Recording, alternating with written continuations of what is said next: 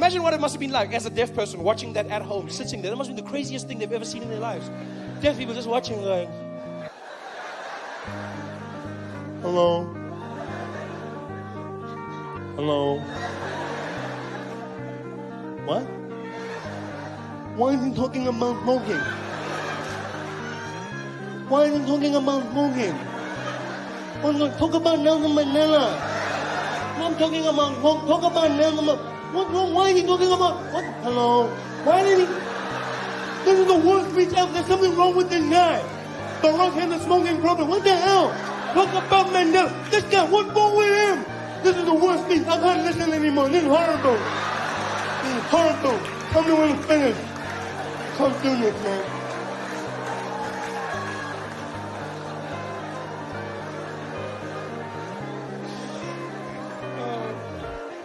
That speech must have been ridiculous. By the way, that's only the second time I've ever told a joke about deaf people, ever. Only the second time. I told one joke when I was starting out in comedy and then I stopped because I believed you shouldn't make jokes about disabled people. It's the wrong thing to do. It's wrong, you know. And I never did it again until one day my life changed. I got asked to do a show in Sun City. I was asked to do a show. Sasol was organizing a going away party for the South African Paralympic team when they were going out to London. And so they invited me. They said, Trevor, we'd like you to come and do a show to perform for Ama Kroko Kroko. We'd like... Oh, you forgot. You forgot that that's the name we gave our Paralympic team. Not a nickname. That was our official name. We had Ama Boga Boga, Bafana Bafana, and Ama Kroko Kroko. We called our Paralympic athletes Ama Kroko Kroko, which means the broken things. A bunch of crocs. That is the worst thing you can call a disabled person ever. Ama Kroko Kroko. That is what we call. You got Ama Kroko. That's probably what Reva said to Oscar that night. That's the only thing I can think of. Don't you call Ama Kroko Kroko? Ah! Ama. So anyway, I was doing a show for Ama Kroko Kroko, right? And because I'm there, I did no jokes about disabled people or anything that could be seen as offensive. I did nothing like that. And after the show, I was meeting some of the guys. Everything went well. And one of the athletes came up to me, and I'll never forget this till the day I die. He came up to me, and he was partially deaf.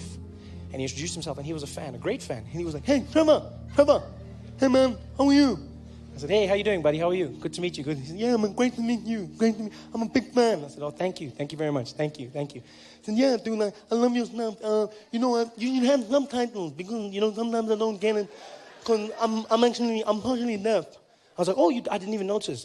Yeah, it's cool. Yeah, I didn't even know. I just thought you had an accent. That's cool, man. That's nice to meet you. He said, yeah, that's cool, man. I didn't have a question if you don't mind. I said, yeah, go ahead. He said, how come you never tell jokes about deaf people? So I'm sorry, what? I don't tell jokes about deaf people. He said, yeah. How come you never tell jokes about deaf people? I said, what do you mean? He said, well, you tell jokes about everyone. Tall people, short people, black, white, everyone. But I've never heard you tell a joke about deaf people. Why?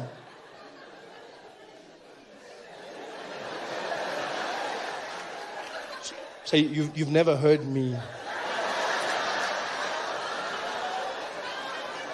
tell a joke about deaf people?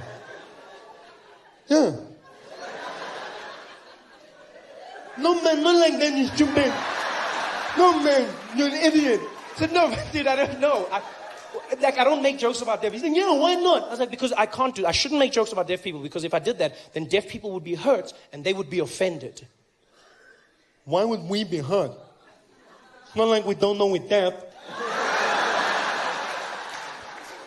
So I thought I was protecting you. Protecting us from what? From laughing. We also want jokes. We're deaf. Yeah, we know we're different, but we still want the same things. I was like, yeah, but you know what's funny is you say I must make jokes, right?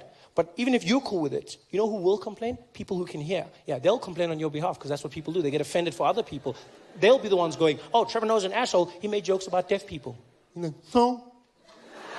Why do you care? I said, because it hurts. It hurts. He's like, dude, you're a comedian. Suck it up.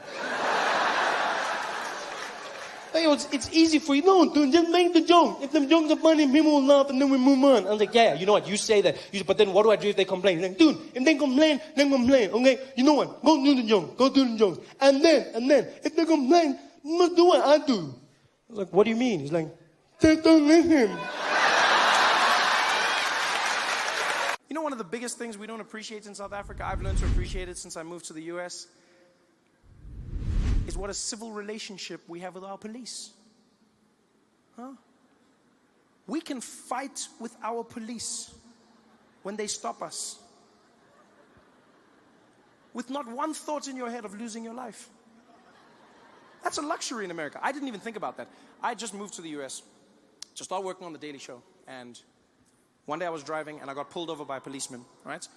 And I get pulled over by this policeman.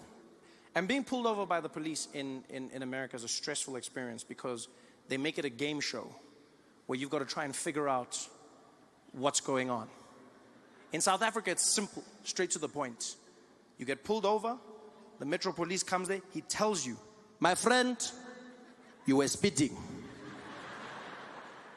License, letter, license, plus no seatbelt, license. Then immediately you're in the game. Oh, come on, man, come on. Hey, don't come on, nothing here. Seatbelt, when letter license. Busy driving here, shoemaker, yeah? Yeah. Now you're in the game. You know, it's time to talk. It's time to work things out. In America, they don't play that game. Policeman walked up to my window. I was sitting in the car.